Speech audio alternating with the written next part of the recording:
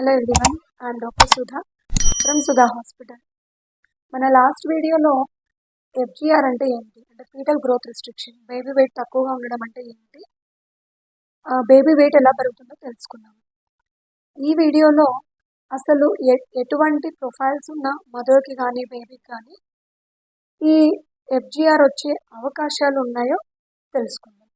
మన last video first mother నుంచి ఏ factors ఉంటే బేబీకి ఎఫ్జిఆర్ రావచ్చు అంటే, ఫస్ట్ ఆఫ్ ఆల్ మదర్కి ఏమైనా హెల్త్ ఇష్యూస్ ఉన్నాయా, లైక్ హైపర్ టెన్షన్ కానీ, డయాబెటీస్ కానీ, ఆర్ కొన్ని ఆటో ఇమ్యూన్ డిజార్డర్స్ కానీ, అంటే ఎస్ఎల్ఈ, యాప్లా వంటివి ఉంటే కూడా మనం ముందు నుంచే జాగ్రత్తగా ఉండాలి.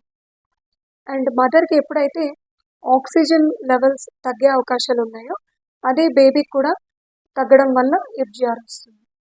సో ఎప్పుడు మదర్కి ఆక్సిజన్ తక్కువగా ఉండొచ్చు, తనకి ఏమైనా లంగ్ ఇష్యూస్ ఉన్నా, హార్ట్ ప్రాబ్లమ్స్ ఉన్నా, అండ్ మదర్కి ఎప్పుడైనా లేదు తను ఏమైనా హై ఆల్టిట్యూడ్ ఏరియాస్లో, అంటే బాగా ఎత్తు ప్రదేశాల్లో కొన్ని ప్లేసెస్ ఉంటాయి, హిల్ స్టేషన్స్ అని, అటువంటి ప్లేసెస్లో ఉండే వాళ్ళకి, ఆర్ సమ్ ఆక్సిజన్ క్యారింగ్లో మదర్కి ఏమైనా డిఫెక్ట్స్ ఉన్న వాళ్ళకి, ఇలాంటప్పుడు కూడా గ్రోత్ తక్కువగా ఉండే అవకాశాలు ఉంటాయి అన్నమాట.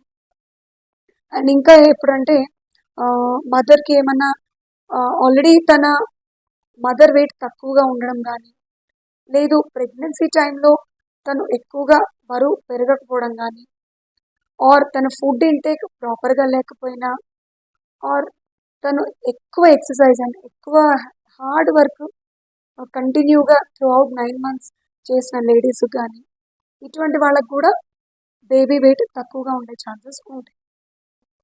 ఇప్పుడు బేబీ సైడ్ నుంచి ఎటువంటి ఫ్యాక్టర్స్ యాడ్ అవుతాయో తెలుసుకుందాం. సో బేబీకి ఏమైనా జెనెటిక్ ఇష్యూస్ ఉంటాయి, అంటే like Down syndrome, trisomy 21 or trisomy 13, అంటే ఇలా కొన్ని జెనెటిక్ ప్రాబ్లమ్స్ ఉన్నప్పుడు బేబీకి ఆ జీన్స్ అనేవి ప్రాపర్గా ఫంక్షనింగ్ లేక బేబీ యొక్క వెయిట్ తక్కువగా ఉండొచ్చు. సో ఇవి మనం ముందుగానే గుర్తించవచ్చు. లైక్ 3rd monthలో వాళ్ళకి ఎన్టీ స్కాన్, డబుల్ మార్కర్ టెస్ట్లు చేస్తాం, నెక్స్ట్ టీఫా స్కాన్ చేస్తాం. ఇలా మొదటి 5 నెలల్లోనే ఇట్లాంటి జెనెటిక్ ఇష్యూస్ ఉంటే వాటిని ఈజీగా గుర్తించవచ్చు.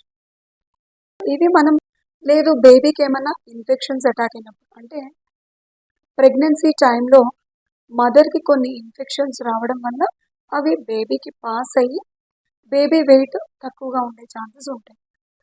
సో ఎటువంటి ఇన్ఫెక్షన్స్, టాక్సోప్లాస్మోసిస్ కానీ, రుబెల్లా కానీ, హెర్పెస్ వైరస్ కానీ, మలేరియా, సో ఇటువంటి వైరస్ అటాక్ చేసినప్పుడు కూడా అది బేబీకి పాస్ అయ్యి బేబీ తక్కువ వెయిట్ ఉండొచ్చు అన్నమాట. సో ఇటువంటివన్నీ కూడా మనం ముందుగానే ప్రెగ్నెన్సీ రన్ అవుతున్నప్పుడే ఆమెలో గుర్తించి రాబోయే ఛాన్సెస్ని కూడా మనం గుర్తించి ఆమెకి ఎక్కువగా మానిటర్ చేసి ఆమె బేబీ వెయిట్ ఎలా పెరుగుతుందనేది మనం మానిటర్ చేసుకుంటూ అది ముందుగానే గుర్తించి దానికి తగ్గ ట్రీట్మెంట్ తీసుకుంటే బేబీ రిస్క్లో పడకుండా కాపాడే అవకాశాలు మన చేతిలో ఉంటాయి. సో మన నెక్స్ట్ వీడియోలో బేబీ యొక్క వెయిట్ తక్కువ ఉంటే, అంటే ఎఫ్జిఆర్ ఉంటే బేబీకి ఎటువంటి ప్రాబ్లమ్స్ ఎదురవుతాయి అనేది తెలుసుకుందాం. Thank you.